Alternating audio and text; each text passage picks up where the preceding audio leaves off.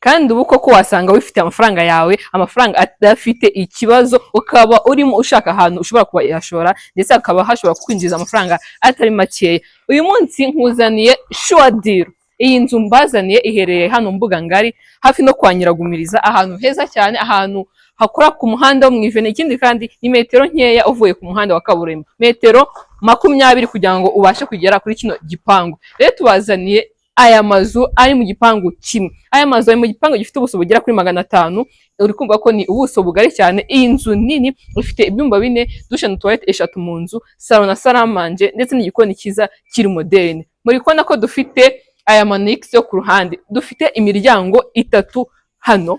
Ikaba umuryango wa mbere ufite icyumba kimwe na salo, iyi ngiyi nayo ikaba ifite ibyumba 2 na salo, ndetse n'uriya wundi nawe ukaba ufite icyumba kimwe na salo. Ikindi kandi dufite dushe na toilette byo hanze, dufite igikari kigari ushobora kuba wakubakayo ndetse n'ikindi gikoni cyo hanze.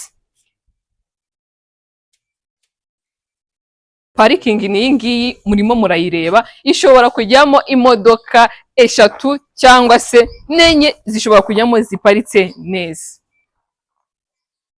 Karitsiye nayo nayibabwiye tugitangira ko ari karitsiye nziza cyane, ahantu heza, kaburimbo ngiri ya metero nkeya cyane kugira ngo ugere kuri iyi nzu.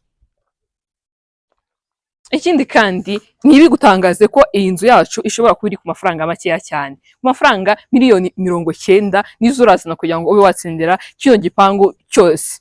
Uratwandikira kuri izo nimero uramutse ushaka kuba wahasura cyangwa se ushaka kuba wahagura. Nizo nimero uri kubona muri screen yawe, uranyuraho kugira ngo tube twagufasha kuba wayigura cyangwa se wayitunga mu buryo bukoroheye. Turi Gisenyi Komisiyoneri, dusure ku mbuga dukoresha zose, amazina ni Gisenyi Komisiyoneri. Dusure ku mbuga zacu, ukore follow, ukore share, ukore subscribe. Ikindi kandi kugira ngo ujye ubona ibintu byiza tugenda tubazanira, imitungo myiza itimukanwa tuba tubafitiye. Turi Gisenyi Komisiyoneri. Let's build a better tomorrow with GC today.